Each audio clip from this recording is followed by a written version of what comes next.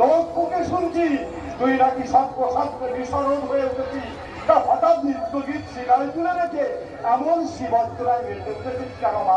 আমি যেটাকে খুঁজছি বাবা। শোনো কথা, যথাযথ ভাই মহেশ্বরকে তো পরিবার কি দরকার আছে?